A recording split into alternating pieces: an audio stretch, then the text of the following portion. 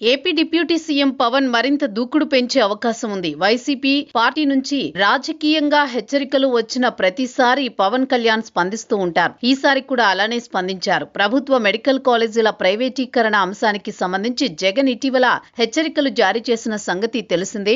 Public private partnership విధానంలో medical కాలేజీల నిర్వహణ ఉంటుందని ప్రభుత్వం చెబుతోంది. కానీ అది ప్రైవేటీకరణ అంటూ వైసీపీ అధినేత జగన్ కోటి సంతకాల సేకరణ అంటూ కార్యక్రమాన్ని నిర్వహించారు. గవర్నర్ అబ్దుల్ నజీర్ కు జగన్ రెడ్డి దీనిపై వినతి పత్రం కూడా ఇచ్చారు. ఈ క్రమంలో మెడికల్ కాలేజీల నిర్వహణకు ముందుకొచ్చే వారిని తమ అధికారంలోకి వస్తే అరెస్ట్ చేస్తామని జగన్ హెచ్చరించారు. కేసులు నమోదు చేస్తామని కూడా చెప్పుకొచ్చారు. దీనిపై పవన్ సీరియస్ అయ్యారు. తాము అధికారంలో ఉన్నామన్న విషయాన్ని గ్రహించుకోవాలని హెచ్చరించారు. ఎప్పుడో మీరు అధికారంలోకి వస్తారు, కానీ ఇప్పుడు మేం అధికారంలో ఉన్నామన్న విషయాన్ని గ్రహించాలని స్పష్టం చేశారు. యోగి ఆదిత్యనాథ్ తో పాటు నక్సల్స్ విషయాన్ని ప్రస్తావించారు పవన్. మరో 15 ఏళ్ల పాటు కూటమి అధికారంలో ఉంటుందని పవన్ పదే పదే చెబుతున్నారు. అయితే ఇది ఎంతమాత్రం వైసీపీకి మింగుడు పడ్డం లేదు. పవన్ తో పాటు జన సైనికులను అవమానిస్తూ సోషల్ మీడియాలో ట్రోల్ చేస్తున్నారు. టీడీపీతో పాటు చంద్రబాబుకు కొమ్ము కాయడమే మీ పని అంటూ ఎగతాళి చేస్తున్నారు. ఇటువంటి పరిస్థితుల్లో పవన్ నేరుగా స్పందించారు. మరో 3 ఎన్నికల్లో కూటమి గెలుస్తుందని స్పష్టం చేశారు. చంద్రబాబు సమర్థుడైన నాయకుడిగా అభివర్ణిస్తున్నారు.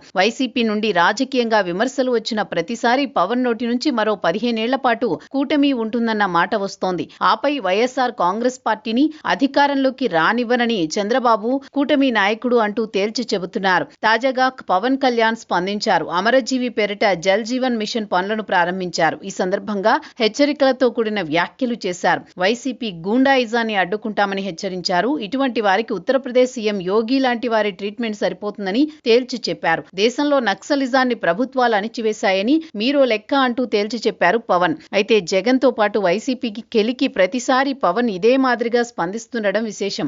మౌనంగా ఉంటేనే వైసీపీ జోలికి పవన్ వెళ్లడం లేదు. పొరపాటున ఏ మాట అన్నా దానికి మూల్యం తప్పదు వైసీపీకి పవన్ నుంచి.